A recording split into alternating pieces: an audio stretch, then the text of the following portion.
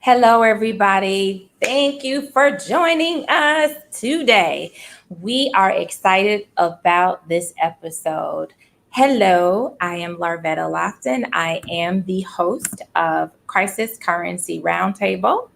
This is season 2, episode 2. So we're talking about e-learning. But before we go into our guests and really dive into this timely subject, I hope that if you're tuning in, that you will subscribe to the channel right at the bottom, so that you can hear other episodes. We've talked about capital, we've talked about storytelling, we've talked about Black men's health as it relates to COVID. We did this because what we found was that, for several minorities, African American entrepreneurs, business leaders, thought leaders, we have to make sure that our voices are being told and that we are pivoting and we're sharing about how we're pivoting in this COVID era. So one of the things that I do is a segment called What Brings Me Joy. So when I start off with every episode, I talk about what brings me joy. And I typically have a product that has given me joy during this, COVID season. So I haven't got one. So it's probably why my joy is a little off. But what I will say is we have created these wonderful mugs. You can tell it's Black Businesses Matter. Our logo's on the back. And so we're going to be launching that, a whole apparel line, sweatshirts, t-shirt mugs, and also eyeglass cases, because I need eyeglasses and I thought it would be really cool, because people have a vision, and I certainly have a vision for my life, and we all need our glasses. We need cases to cover that vision. So we're going to launch that very soon, so you'll be able to see this. But I now have water in it. But I always have a mug, and it does bring me joy because I love, love, love tea. It really does something. But today I'm drinking water in my mug, but I'm making sure that people understand that Black businesses matter. And that is what makes me happy and brings me joy. So certainly hope that you will continue to subscribe to the channel so that you can hear more episodes. We've had some incredible folks, literally, both locally in Chicago as well as in other cities and other markets, about what they're doing and how they're pivoting. So today, it's all about e-learning. And one of the things that I say is that the more you learn, the more you earn. And so these educators are here to really help us understand, whether you're a parent, whether you're an educator, whether you are a business leader, a thought leader, you're going to take away with some really great nuggets, because no one's really hearing from the educators and how they are pivoting. Obviously, we know what our children are being faced with, but we really haven't heard from the educators. So I'm going to introduce to you our Early King, who is the principal of Youth Connection Charter School here in Chicago. So hello, Early. Hello, how How you are doing? you? I'm doing well, thank you. So where is the charter school in Chicago for folks? It is on the west side of Chicago, the Austin community, Okay. 4909 West Division. Nice, nice, nice, nice. Next, I want to bring up is mother and one of my sisters, Dr. Krishna Perry. And I want you all to understand that it's important that we showcase her achievement as being Dr. Perry. So when we look at all these wonderful shows, they guess what they do? They call them Dr. This. So we're going to call you Dr. Perry, even though I love you as my sister as Krishna. But today you're going to be Dr. Perry, okay? Agree? Okay. Got it. And so she is a psychologist, and she also founded Comprehensive Learning Services. And if you can share with people where that is in the Chicagoland area. Well, right now we are actually more virtual than we are located in a space. We just moved out of our Hyde Park location in August, and so we are mainly virtual. However, we're providing home services as well as services once a week in a Hyde Park location in the Regis building. Nice, nice. Next, I want to introduce another sister of mine, Miss Monica Swoop, she is a curriculum specialist. We now talking to the curriculum specialist and, making sure our children are getting what they want. And she's the founder of Learning Dimensions. So welcome to the roundtable, Monica. Thank you so much for having me. I am super excited to be able to share some insights with such a great panel this afternoon. Yes. So we're going to dive in. Obviously, I know all of you all, and most people ask me, do you know your guests? I was like, I do, a little bit. Or I'm a stalker, or I'm a fan, or I'm a follower, one or the other. That's kind of where I fall into that. What I want us to really delve into is, and I shared this with you all before we get started, is that I want to talk to you all. I want to talk about, what are you all doing in this COVID era as educators? What tools have you learned about yourself, just about yourself to be the best educator for the things that you're doing? So I really want to talk to you all on that space, on how you're coping in COVID, as an educator, because you have a responsibility to teach and to train and to educate, youth and adults and children. So really want to hear from you guys, and whoever wants to go first. I can go ahead and jump in. Yeah. So I think that it's really ironic as an educational psychologist that one of my main focus areas with kids is to make sure that they're using flexible thinking, because sometimes I may not necessarily be the most flexible. So when you say sort of what kind of skill have you really sort of developed over this time, I would say becoming more flexible for sure during this time.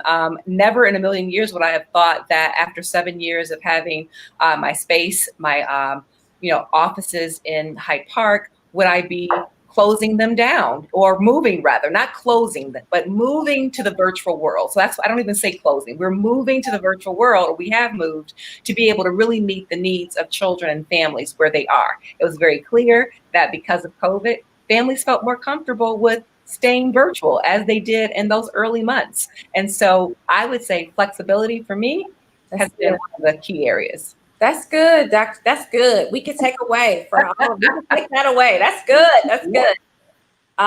Next. Okay, I'll jump in. I have found out that you have to be very creative. You have to really think outside the box when it comes to approaches, when it comes to education in this space, in the COVID space for one, definitely in the space of education, instructing learners of all ages, utilizing resources in a way beyond just our social media or for productivity, but definitely for educational purposes. So I have really been trying to always continue to think about creative ways to engage learners on digital spaces, whether it is through a remote learning type of environment, in a way that it's an experience, and not an experience as if it was face-to-face, but it's an experience of its own, and one that's utilizing these technological tools. Yeah. That's good. That's good. That's good. Okay, early. So one of the things that I kind of focus on with not just myself, but with the team and with the students that we work with is self-care. Self-care is a big thing. When I interview my team before they come on, first question I ask, how do you take care of yourself? And people are surprised that that's like one of the first questions, because I need to know how you break down and build back up to come back in and be effective with the students. So I noticed during this whole pandemic that not only were the students in crisis from a psychosocial emotional standpoint, but the team was also in crisis. And one thing I had to stop and say, you know what, this is one thing that you preach about self-care. This is a time you have to just take a pause and say, time out. Are you taking care of yourself? What's going on? If you need to take, personal days or whatever off, do that, and we'll find coverage. So I think for me, self-care has been a big theme here at the school. That's good. That's really good, because we don't hear educators talk about that. So that, it's like you got to keep working, and you're going to eventually bottom, right? And fall out. So I want to talk to you all as it relates to, did you all see this coming? Did you see remote learning coming? Did you see it? Monica, you didn't see it coming? No, it's so interesting. When the year started, 2020, it was quite interesting. I do a lot with professional development, so I'll speak about that as well as some other things. But I had clients who were creating their professional development platforms or programs for the year, and we were all set. And then COVID happened, and then all of a sudden it's like, now what do we do? How do we create these, learning spaces for educators and still be able to carry out what we had planned throughout a different format? So honestly, I did not see it. However, I would say now that I'm in the midst of it, I would say that it's been a blessing in disguise. It's actually opened up so many opportunities for us to discover the capacity of learning and how we could utilize technological tools, as well as just opening our mindset to a different perspective and how we educate beyond just a face-to-face experience. Yeah. What about you, Dr. Perry? So certainly I didn't see it coming, back in March, but I would say by late May, early June, I definitely saw it coming, which is why I was able to make that decision to go ahead and just move out of my office space come, August, because I just felt like the families made it very clear what they were most comfortable with. And I was looking at the trends in terms of what schools were doing. And because schools did not have a clear plan about what was going to be happening in the fall, and because I know parents follow what schools do, then that would then impact my actual, program. Yeah. So I felt like by May, I knew it was coming. Nice. Yeah. What about you, Early?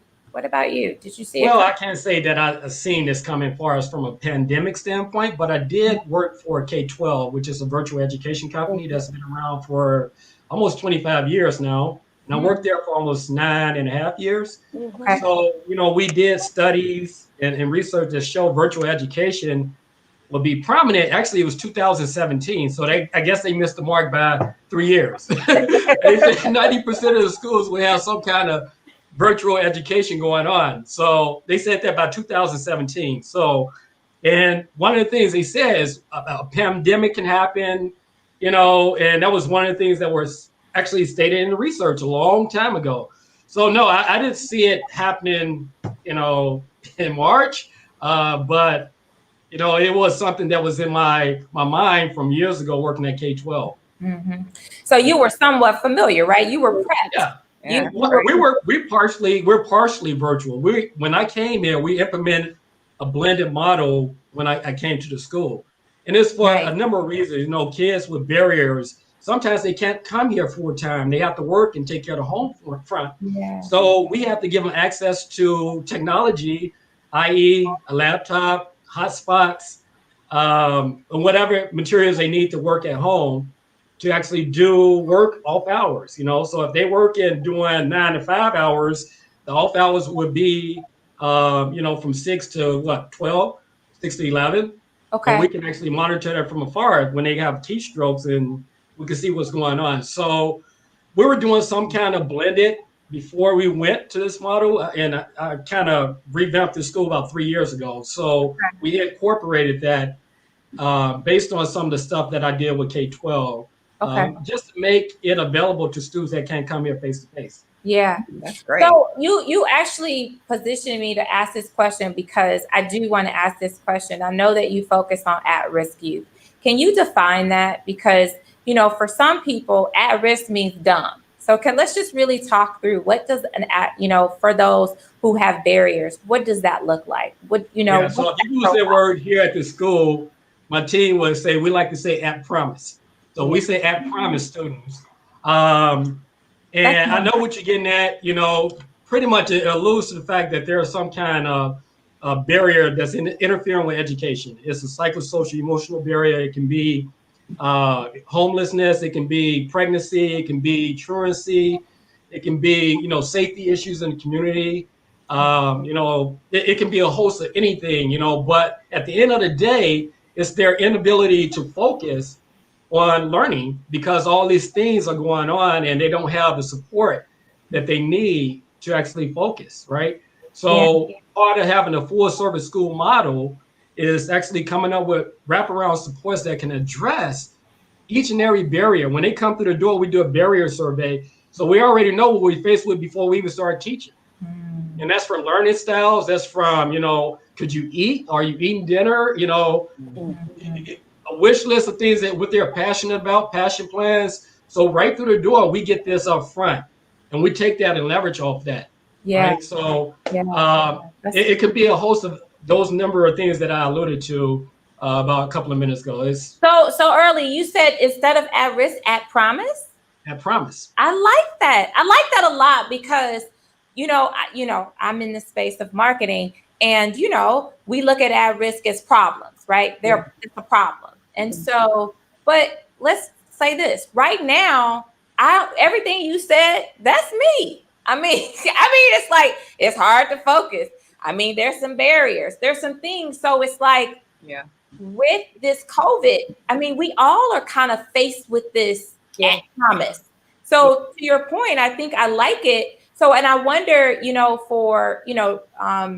for our psychologists, is that like going to happen? Like, are we in this space because we are in trauma right now as learners? Is that something that's going to kind of grow? Do you see that as a growing trend? Absolutely. Yeah, no, absolutely. And I have to get over to visit Mr. King's school because, I mean, the model that you present, like you said, from the beginning, that truly addresses when we talk about supporting the whole child, right? Because I think we throw that around a lot in terms of really sort of teaching to the whole child, but oftentimes we're not, or schools are not. And so when you incorporate the academic, social, and emotional, sort of areas and really want to address those as you just kind of outlined in your assessment of these children, bravo. I mean, that is just absolutely fantastic, for these at promise children who you are supporting each and every day. Yeah, that just makes me feel a certain kind of way. So I'm going to take that and never say at risk, not early. I'm because I do think that word, when you throw it around, we work with, certain organizations, and that's kind of what their mission is. But, you go into other rooms, and when they say that, they're like, oh, because these are these are children that have problems, and it's like, no, I mean, at this point, we all are struggling. Some of us can't see our family members. Some of us aren't able to do the things that we, so those are barriers. So I do. And I want to talk a little bit, guys, around. So thank you for that early. Is really talk about remote learning and digital, because, I'm hearing this e-learning. I'm like, e-learning's been around, but like this idea of really the definition of what remote learning looks like, because I'm seeing it everywhere. I'm seeing e-learning. I'm seeing this. So really, professionals, educators, please give us the definition of remote learning and this thing of digital learning. And I'll take that to Monica. Okay, so the interesting thing, and you're so right, and Mr. King, is awesome that you work in the space where pretty much that whole notion of digital learning was part of it. So digital learning is kind of using learning that's accompanied by technology, instructional practices that uses technology. Remote learning is something a little bit different. Well, actually, it's quite different. This is where we are using spaces such as Zoom or Skype or Google Meet in order to, instruct. So, and it's pretty much just a pathway where we can try to kind of, instead of having that face-to-face experience, we have to use these digital spaces in order to have this kind of learning engagement. So I would say it's more or less the tools that are being used. So remote learning is taking place, but it's the platforms that are being used in order for that remote learning to happen. And then, of course, we know that there's two different types of formats. There's the synchronous and there's asynchronous. So, asynchronous is kind of like, you can jump in at different times. You don't have to be at a set time. Synchronous is like if that class starts at 9 o'clock, you have to be there and the instructor is there with the students. So there's those different formats. So I would say the remote learning has been quite a unique space. And we could talk about this later, but one of the things we have to be very careful, whether we're educators or whether we're parents or whether we are administrators of schools, we should not treat remote learning, in other words, we should not teach as if we're face-to-face within a remote learning type of environment. Because what happens, and I think that's the biggest obstacle, People try to say, okay, I'm just in front of a screen, I can do what I would do face to face. And that's not the case, because the way students comprehend information on a digital space or using Zoom or Skype or Google Classroom, there's a different level of instruction that needs to be put into place. That's a great description. It's just a great, and I don't know that I don't know about you all, but I see everything and I don't ever hear that what you just said. Like I haven't heard that described in that way to help you understand, this place of remote learning. What about you, Dr. Perry? Are you echoing the same, or do you want to add? Yeah, 100%. Yeah, Monica, just like you said, just sort of spelled that out beautifully. I think that that's one of the reasons why, unfortunately, back in the spring, schools, as a whole, had so much difficulty, with being able to present information and instruct remotely, because they didn't have the tools they needed to be able to provide the type of effective instruction digitally or remotely as if they were in person. And so one of the things, like, for example, for even my office, why I'm so grateful is like that weekend of March 13th, when things were starting to happen. And, you have Chris Naperi over here, who is not tech savvy. I literally spent the entire weekend, first of all, training myself, because, in my business, working with children with learning disabilities and social emotional disorders, this has been around forever in terms of, telehealth or remote services. So I just never, was a part of that. And so being able to find out from different organizations how they've been doing these, services remotely all this time, that was the first thing we did. And then for me to train my team, who also didn't necessarily have that background. But then more importantly, as Monica mentioned, I needed to get rid of all of the materials, all of the programs. No one's taking flashcards and putting them up to the camera and trying to have an interactive lesson that way.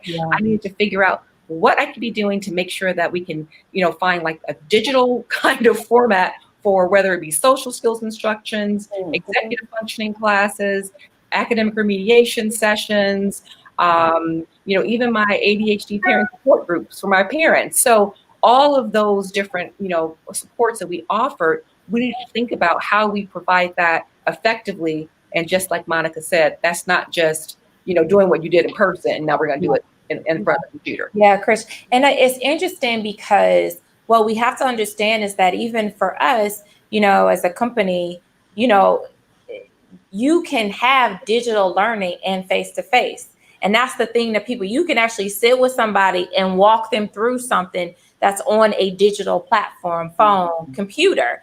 And so we forgot that we were in the space of digital, but we weren't in the space of remote. And that's the thing that we have to get to, because everybody if you got a phone, you digital, right? You got a phone, you got this. And I get that, and a lot of kids don't have computers, and we'll talk a little bit. But what I do want to go to you, Dr. Perry, is, how remote learning has helped children with these social and emotional, if it has. I don't know if it has.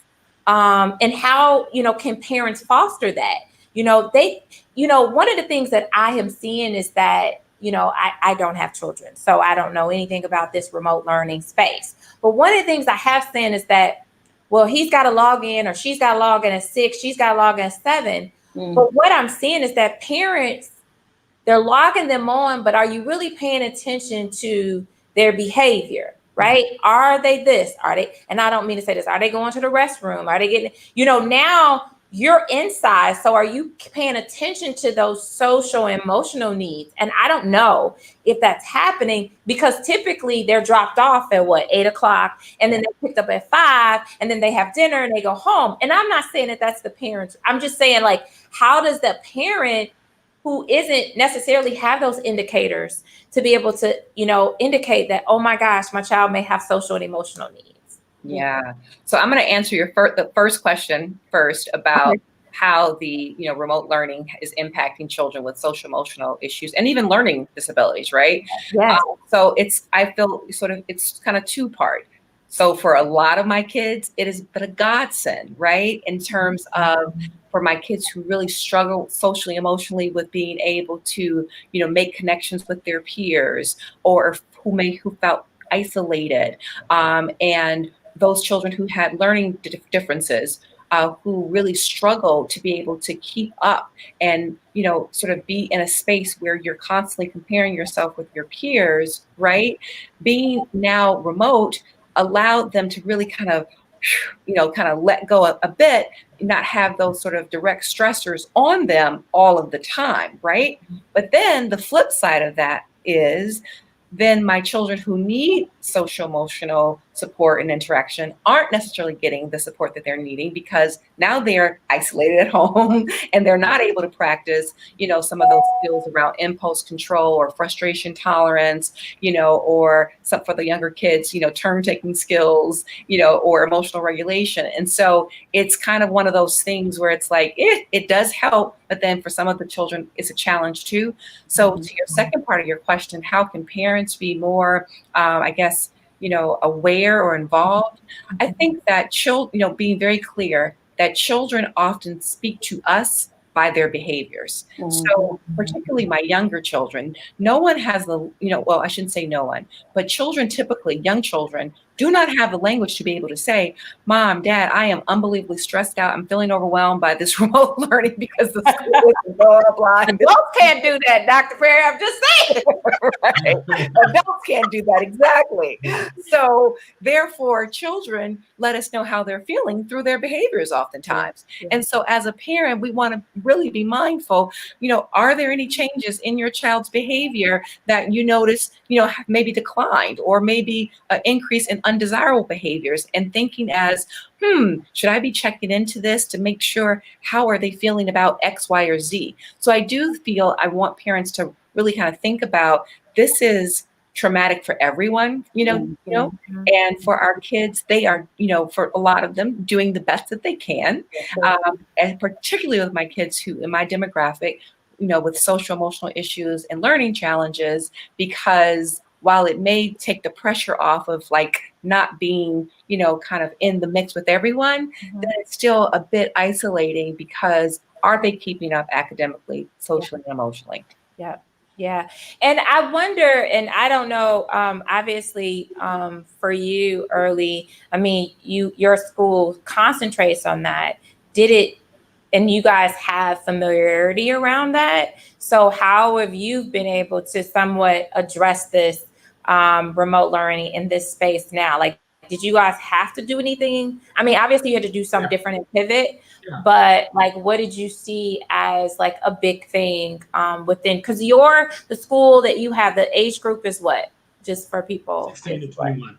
16 to 21. Yeah. Mm-hmm. So what is the pressing thing around that age group? Yeah.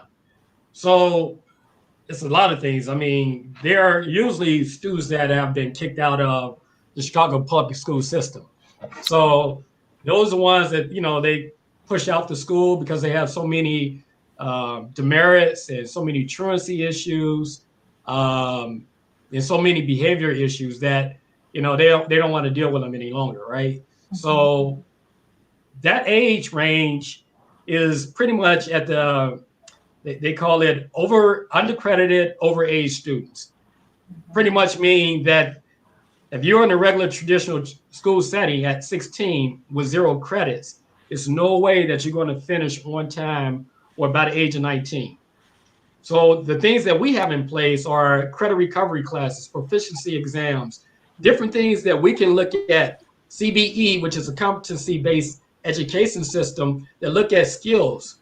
So all the students come with skills, right? We all do. We look at the skills that they have, and we acknowledge the skills that they have, and we give them credit for the skills that they have. That can be working at McDonald's, work-based learning. That can be, they come here and, they take a proficiency exam. We can see that they master English 1. We move them on to English 2. So they can get their credit for that. So we have different things to expedite the graduation path for those students. Mm-hmm. So that is what this school specializes in, working with the toughest of the toughest.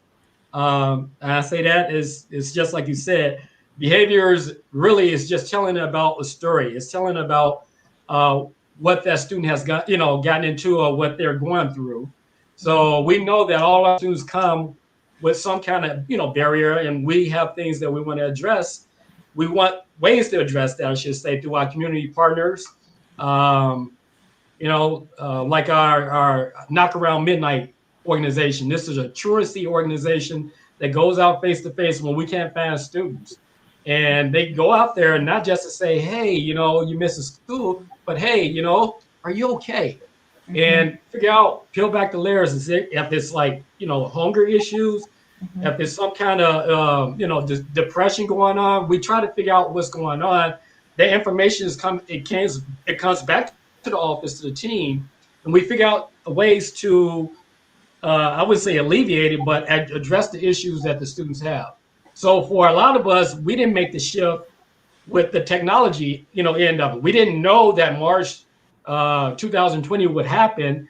Then we have to buy all these computers now, buy all these hotspots and get subscriptions for it. All these things popped up. It was crazy. And then we didn't have the whole entire team train virtually, So some of the people knew it and others didn't. So implement instructional strategies in class, it was just like, disengaging to the students. So why would I show up to class? It's just boring.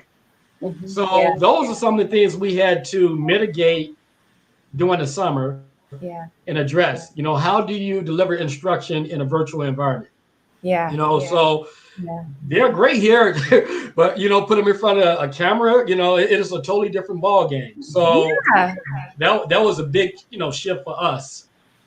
And that's fair. I mean, one thing that I'm hearing on both sides of what is that one of the things that I say is that, and I'm gonna talk about resilience, is that we've all had to pivot. Like we know how to pivot. I think when I think of that word, I was like, we know how to do that. That comes natural for us. Mhm. Like, oh, all right, we'll go this way. It's easy for us to do that because we've had to do it, right? So I do have this question, or do you believe, and I don't know, I'm just throwing this out, literally is, as a result of COVID, will we see that? Will we see more truancy, which means that, will you see more kids going to schools like that? Do you see there's going to be an increase because of where we are today? Yeah, I think we just heard on the news, CPS announced that there's 7,000 students that's unaccounted for. They can't find them. They don't know where they are, right? And you have to understand that no one was really ready to make this switch over. So how do you keep, school engaging for students when they have to sit here almost 300 minutes and listen to people in front of a screen? How do you do that? Yeah. So you have to do something different. And, thank God I worked at K-12 and we learned how to do some of those things. And we learned actually to have a family academic support team that goes out and they do a barrier survey, and it may be a brand new one because we do it with all the students. But with this COVID thing, you have to do it again and again and test the pulse to figure out what's going on. If you don't pose those questions, you won't get any answers. You just kind of throwing spaghetti against the wall, trying to guess what's going on based on what you know about a student. So it's really important that we're constantly checking the pulse, that, we have a family support team like a Knock at Midnight that's helping us go out and recover our students and figure out what's going on to get them to re-engage. Sometimes you have to incentivize them with food. Send a pizza there to their home. Well, not sometimes. You go 2 weeks, take it into class, been in class. On Friday, I'll send you a pizza. So you can do all these. They love food. They love getting gift cards. I mean, you have to figure out what's in it for them. That's right. WIFM, what's in it for them? That's right. And I think that's where thinking outside of the box is how we have to be able to do that. So I do think that, when I think about pivoting is, that there's going to be more of your schools there. So we've got to prepare for that. And so we've got to prepare for curricular specialists to be able to help those. So I just think that all of this is good. I mean, they're problems, but they're good problems because that sets us up to be able to have that. I am going to switch to Monica because I know that you work with schools, museums, films, all that just went like haywire, like literally that was big. And so how did you have to shift with your clients in that learning space? Because I do, I think about the museums, like literally museums is a learning environment. It's there to teach you. So how, and I can't go there to learn about science and, and those kinds of things. So how it's for you, like to learn how to pivot in that space and help your clients? So I'm going to start with, very briefly, there is a puzzle that's kind of been an inspiration for me called the 9 dots puzzle. Basically, the intent is you have to connect the dots, but you cannot cross a line more than once. Now, the punchline or the answer is you cannot connect the dots unless you actually draw a line outside the box.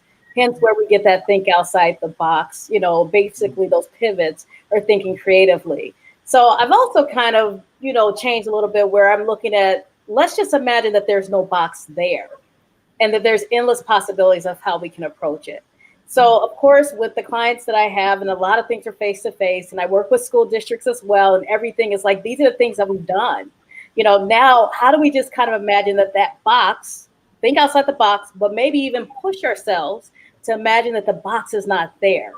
And so that is where we really had to come up with, for each organization, what would that look like for them? And just maximizing that this is something that's unique to you. It doesn't have to, like our school districts might have one approach in order to really instruct learners. Our higher ed institutions might have another approach. Our cultural spaces might have other approaches. I've been noticing some really creative ways that people are really engaging people into these different types of learning experiences. So I think, one of the things I wanted to really maximize was helping them to understand what engagement should look like or could look like. I would say first, could look like with this remote learning setting. And then they can envision what engagement could look like. Then what are the things that they need to put in place so it, should look like that within their particular learning experience. So one of the things that I've been working with a lot of the clients is what would engagement look like? If you are a cultural space and you decide that, you had this wonderful exhibit, but now you want to showcase it. Okay, now you have to do something that's virtual. How do you kind of support it with an activity, whether it is the virtual space, whether there is a speaker, and then whether you utilize that chat feature for people to engage in a sense of dialogue, making it be more dynamic. Or if you are in the classroom and, I teach higher ed, I teach teachers how to become teachers. And the biggest things that they're saying is engagement. Screens are off. How do I know that they're learning? And it's like, okay, we know we have, Google Meets. How are you utilizing that chat feature? And not just saying like, do you have your material? Say yes. How are you asking questions and asking them the prompt? How are you asking them, like checking in for SEL? How are you feeling? Give me, describe an emoji that will describe how you feel. How do you make that space be dynamic? So what happens, students don't just put up the little, no camera. They do their other thing and the teacher's just kind of teaching and students have moved on. How do you kind of check in for understanding, just like you would in the classroom?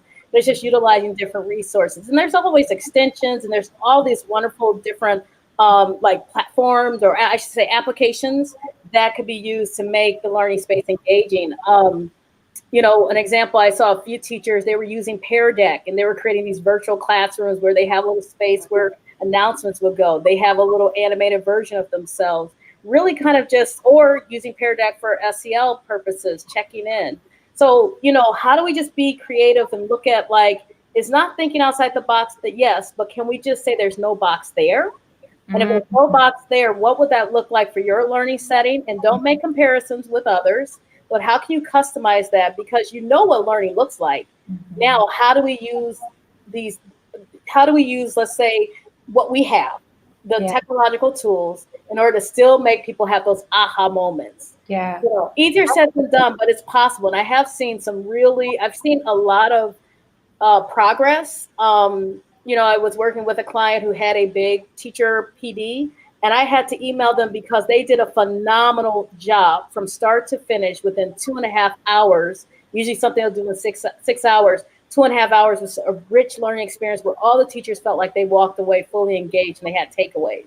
That's We're good. very happy about that. That's awesome. And when I say that's awesome, it just reminds me of the idea of, I say in, the world of communications is for my team is that don't be critical, be curious. And so the first thing that you want to do is like, oh, well, it doesn't do this. It doesn't do this. No, let's be curious. Let's ask the questions, so that we can better understand, the functionality. And so communication is a fascinating way of interaction that we don't understand. It's very fascinating. And we don't use it enough to be able to communicate our message. And so when you talk about curriculum and you talk about it from a shift, like you just took me out of a handbook, right? That I have to get. You took me in a space where there's some level of freedom, and so understanding that, and I know, I don't know education, but that was kind of like, I didn't grow up this way, but isn't that like the Montessori kind of way? It's very, I don't know, educators, what the Montessori way. So like experiential learning. Yeah.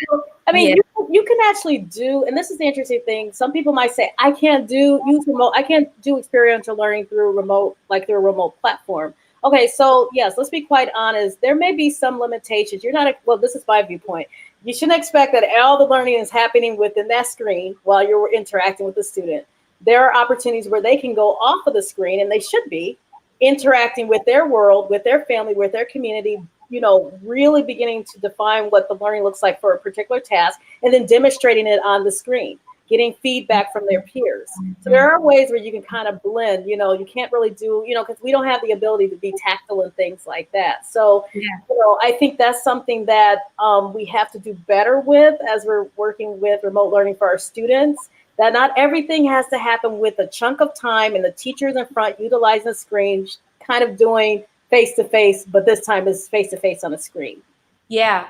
It brings me to my question that I said that, and we have a client and we're showing them how, having basic family activities, and I wanted to ask you guys this because it literally helps us out on our end, but we were telling them about playing cards and, and bringing a family together that you can learn from, playing cards and doing a puzzle. And I don't know if you all see it, like Amazon just rolled out this incredible book that has it's a puzzle, it's dots, it's a list, it's stickers. Now for me, I thought it was super cool. I was like, oh my gosh, this is super cool. And so, but they integrated technology where the things that were on there, like the things that you want, you had to put your phone and do the QR code so you could see the cost. So that was, again, they've integrated kind of this digital, but they were still allowing an opportunity for families to come together. So I wanted to think about, have you seen some of the stuff we grew up on, kind of those basic instructions being implemented in this kind of communal family environment? Have you seen that come across? I can't say that I personally have. Okay. Just where the world is. I don't know what Monica and Mr. King, what you guys think. But I would have to agree. It's been a challenge. I think it's because, just from my experiences, we're still trying to figure this out. We're still and the thing about it, and I don't want to belabor this too much, but it's almost as if COVID really flipped the perspective, like the vehicle or the means to get educated right over over his head. Now we're looking at that it's not just one way, and we definitely have to now leverage families in the community part of it, and that's something that we have not figured out yet. So I'm with you with that, Dr. Perry. Yeah. What about you? Or have you seen some of the base? No. No. So is that something that we think could happen in the future, that we could have more families, being more communal in a sense of learning together? Could that be something that could happen? I know from a charter school standpoint, we're being communal, as you said. We have 19 campuses. And what we're doing now to address some of the social emotional needs of students, doing yoga, meditation, martial arts. And this is like a network class. So we can satellite this class amongst 19 campuses. The students can go there and they can participate in yoga. They can participate in Aikido, or they can, go there and meditate, quiet time. So, and then have a chat with the community. So I know that's something that we're doing from a school level, school-wide, standpoint. But doing it with the families, I think you're on to something. We do have parent involvement group that most definitely I'm running bad, because I think when you can get some parents together, especially in a specific area, we can do more with that. And we did this once upon a time, probably about 7 years ago, at one of the K-12 schools. We actually paid parents to just come on a stipend to help out at the school, and we got more traction doing that with other parents, because they can resonate with those parents. So that's something that we have to actually put back on the table and kind of put our money where our mouth is, so to speak, because, parents would jump at the opportunity to get stipends, and they feel a sense of self-worth when they come here and helping out others. So it's win-win all the way across the board. Yeah. And I don't want to discount your, I know you were very hopeful that we were, all kind of starting to, get these sort of communal activities. But right now, I think the overall pulse is that parents are really trying to just gain their footing. I mean, they're trying to figure out how to be able to best support their child, academically, socially, and emotionally, and keep their head above water still, right? Because I think back in spring, everybody looked at this as a temporary situation. And then when it was kind of thrown at you, because you really didn't really know what was happening until about August, right? Everyone's sort of scurrying, trying to figure out. And so there is this still where this point is of tension of, how do I do all of this, and maintain myself as a parent, as well as whatever other responsibilities I may have as a job or whatever else may be. But let's be hopeful and say, hey, this may teach us something, right? This may teach us something in the future where we are able to be more communal. Yeah. And again, this is all about creating, and we talk about currency, and currency for us is about relationships, right? And so what other relationships could we be developing during this time to be able to create a level of elevation and currency to build on something else? So, that's why it's important that we have these conversations. So I'm just going to take just ask anybody who has questions, because we have a lot of folks tuning in. If you have any questions for these educators, parents, feel free to ask that question, because obviously, this is a topic that I think people are like, wow, it hasn't been talked about it. And I think you guys have really helped to shape this in a way that we haven't seen. I am going to ask this question because, a lot of times I hear this about kids are resilient, right? And so based on that, I hear that all the time.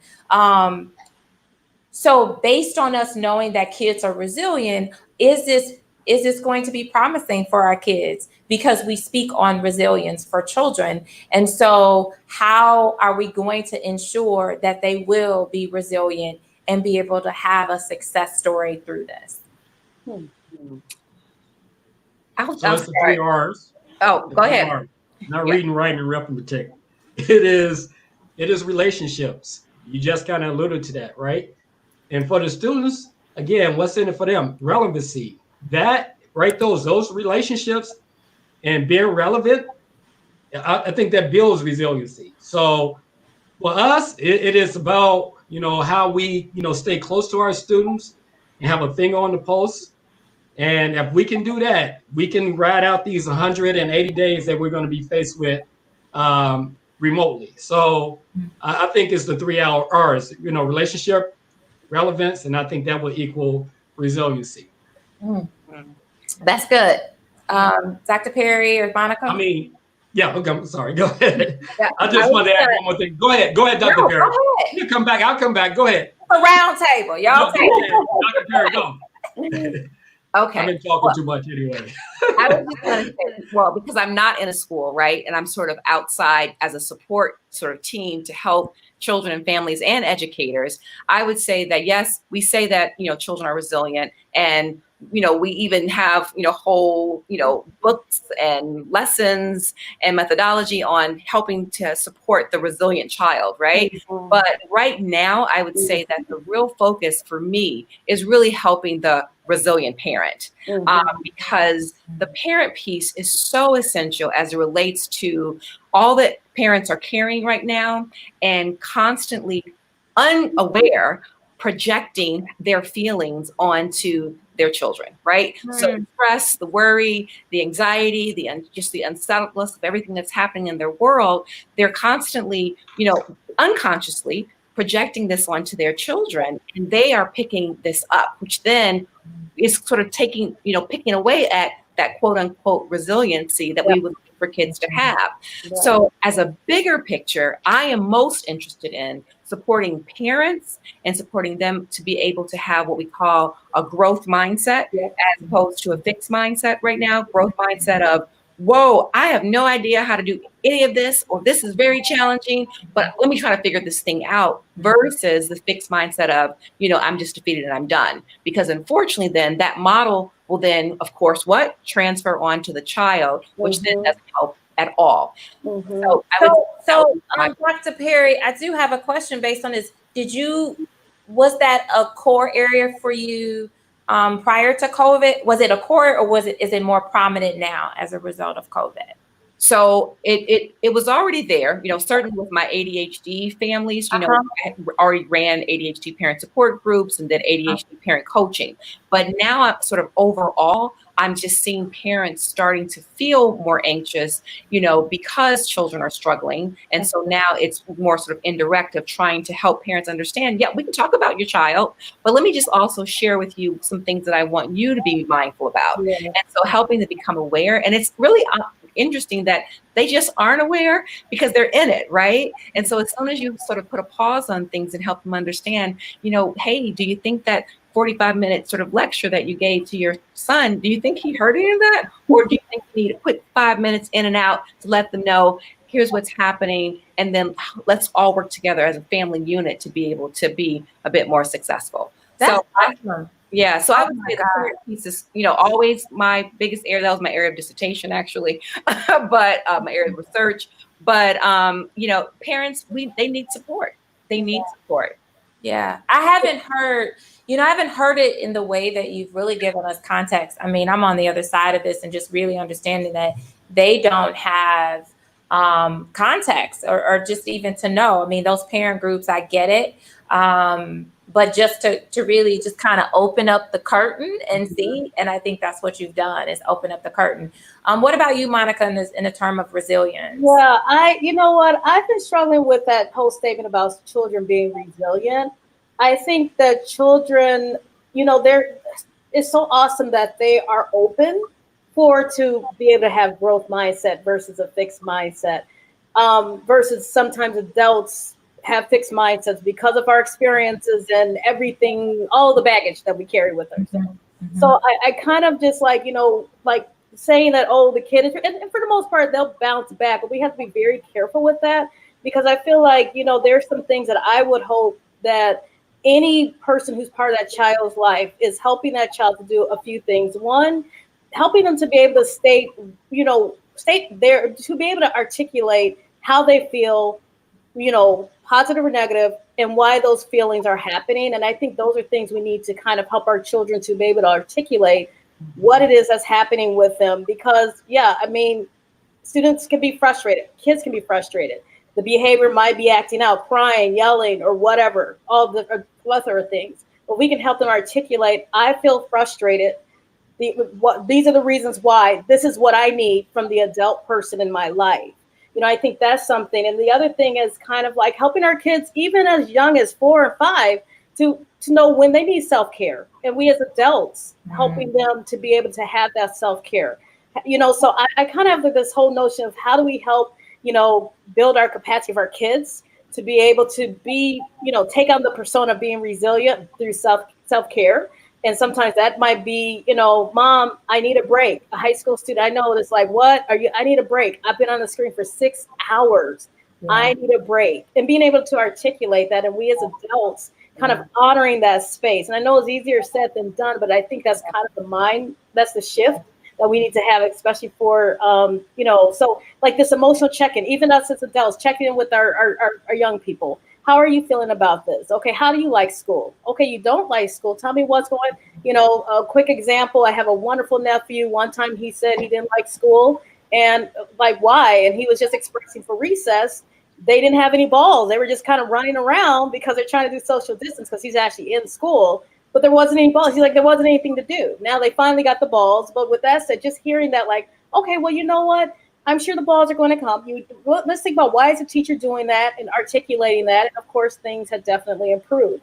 So having that dialogue, I think, is what really, so that I don't think they just come resilient. I think we have to, allow them to develop the growth mindset and then allow them to really be able to articulate what they need and what they don't need. And in a way, kind of being a parent that's kind of open and understanding and also guiding along the way. Yeah. That's 2 cents. And what I'm hearing from all of you all that you don't understand is that this had to happen to kind of open up the curtain. We had to go through this.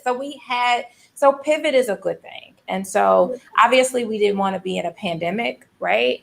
None of us wanted that. But I do think that it's opening up opportunities. Some businesses are really growing, right, in this space. And, much like for you, Krishna, just saying how your business is growing, but it's taking on a different leap. The environment's going to look different, but it's still growing. Yes. And so really understanding that. And then for you early, it's like, yeah, we've got this school, but there's 7,000 people that might be, so we might have to build another school, so all of these are incredible opportunities that we get to take over and create currency. And we will remember that for 2020. So I know we've got about 5 minutes. And so I want to say final words. Obviously, there's 2 things I want to make sure comes across is how people can support what you all do. Both of you all, I know you have a business, Krishna, but this is the thing. Education is power. And I said this before, the more you learn, the more you earn. And so that is something I still say today. I'm constantly learning, even in my own business, is like, what else can I be doing so that we can continue to grow? So I do want to be able to allow for people to support, make donations, drop off curriculum. I don't know, but I do think that there's something there that people can support what you guys are doing. So in this final is, if there's anything that you need support in, that you're looking for, that you can help, and then just giving us what's the future of this e-learning for kids, adult learners, youth learners, what's that future like as you all sit in your seat? So whoever wants to go first on that. Okay, I'll go first. So in terms of support, feel free, follow Learning Dimensions, follow the things that we're doing. And also, I just want to put a plug out. I'm actually in the midst of releasing a book about some of the work and actually kind of a lot of things in terms of what brought me to this place, as well as how people can really actualize how risk can be a wonderful opportunity to open up doors and open up opportunities that are unimaginable. So please follow Learning Dimensions, follow us on Facebook. Feel free to reach out to me, and then when that happens, hopefully that they will be able to purchase the ebook. It's the ebook. It'll be a quick read, and it'll have some wonderful challenges for anyone to develop those skills. Can I just add one thing? You have an incredible TEDx Pilsen on YouTube. That is incredible about, learning, thinking outside the box with her dots. I just got to plug that because thank you. Thank you so much. I want to throw that out to you so folks can Thank you so much. Well, then as it comes to like COVID and learning and everything, I think right now and I think Dr. Perry, you kind of said, we're all trying to figure it out. We haven't figured it out fully. And I think we need to be gentle on ourselves and respect that. This is all like a learning process. It's a learning curve. Let's not be hard on ourselves or our children or our schools or our teachers, so really just kind of being flexible and understanding. I have to say, for the most part, everyone I've been working with have been that. And that's been quite wonderful. It just shows the capacity of humans to be able to be creative and to be able to kind of be resilient and to have a growth mindset. Yeah, that's good. Thanks, Monica. Who's next? Who's going? Dr. Perry? Yes, I would just say, echoing what Monica mentioned, feel free, of course, to follow us on social media. But also, I think that the bigger piece is everyone knows a family or a child who is having a tough time at this, moment. And I think sometimes, given my, demographic who I serve, children with learning issues and social emotional challenges, sometimes it's still looked in our community a little taboo. And so people call like, I don't know if this is what you do. And so it's okay. Just give me a call or send me a message because I absolutely want to be able to support, because that's what we're here to do. So I would say, if you have a family that you know and you feel like they might need some help, let them know about me, because we're right here in the city, but also virtually now, to be able to support children around the country and the world. Right? Yes, I love it. I love it. All right, Early King, let's support you. How can the world? Well, we always looking for new students. You can see the website there to register. Our capacity is 250. So we always do an open enrollment throughout the year. However, I would want, people to come out. This is a school that's been around for 3 years. It's revamped. It was a previous school. We have a music studio with 2 booths. We have a coding area. We have area for video production. We have a medical, they call it Health Alliance Center, that we're teaching students from tech and first aid, CPR.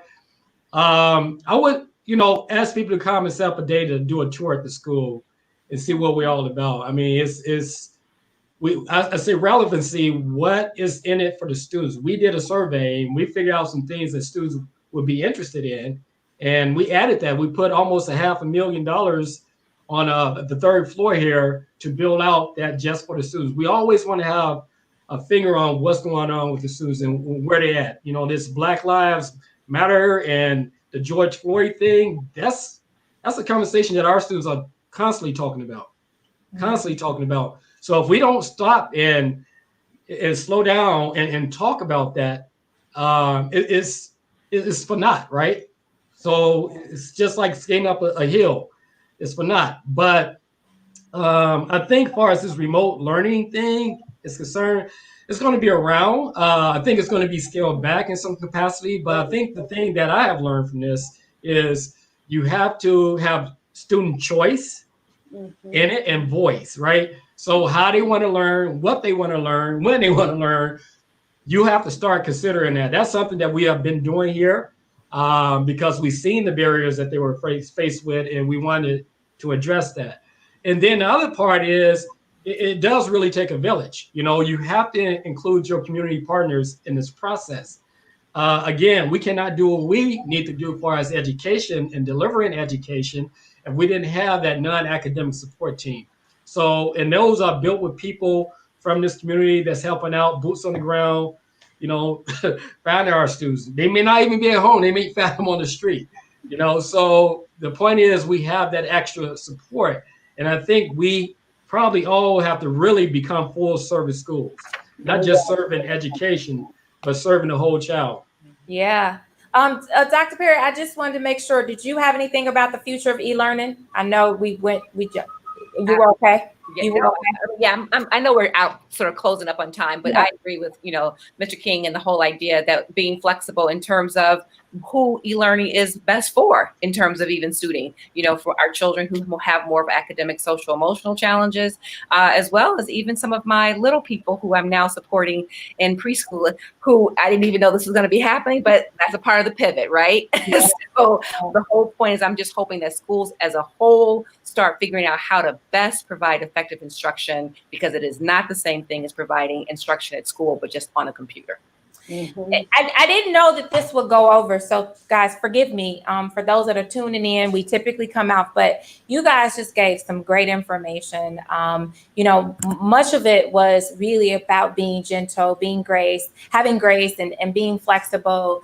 I loved about, what's in it for the child. And it was really good to be able to hear it from the standpoint of how, you all as African-American, administrators, educators, learning specialists, to be able to look at you all and see, kind of the future of e-learning, to sit here and do it, because oftentimes we don't always see that. And the fact that you are thinking about it, and preparing something for us all to take away. While I'm part of a village, right? I'm part of the village to support a family. And so just having this conversation with you all has been very helpful, for me to look at it in a different way and understand, this e-learning, and having grace and being gentle with myself around this education world. So I think you all really allowed for us to, and I'm going to say this, open the curtain and see behind the educator's mind. And we don't get a chance to see the work that you all do, constantly, to ensure that the child is whole. So thank you guys for saying yes. Thank you for saying yes, because I didn't know how this would evolve, just because we do this and we don't always know how it's going to, we just don't, we really don't. But all of you all brought tremendous value to the table on this space of e-learning. And so I just hope that you will continue to do this work, and however we can support you here, I just say thank you. Thank you for just joining me. Thank you for all that folks that tuned in for this. This was a little special edition, but I think it was so necessary. So thank you guys. I love you all for your service. Because the service workers, we think about it, but you all are service workers. You are on the front line and ensuring our children have a vibrant future and being a whole child. So thank you for your time today. And I know I will see more of all of you all in the future, because that's just who I am, and I support you all. Again, thank you. Please check out some of their websites, their handles, support them. Thank you everyone for tuning in today. Again, I'm going to say this, please, if you want, I don't ever say this, but share this information, share this with some friends and some family members, and make this something that, everybody can get involved. You can subscribe to our channel on YouTube. My name is Larvetta Lofton at the bottom, but do me a favor, if I can say anything, share this with one friend, and you can help another family. So thank you. And till 2 weeks from now, we'll be back with more rich content around Crisis Currency Roundtable. Thank you all. Thank you.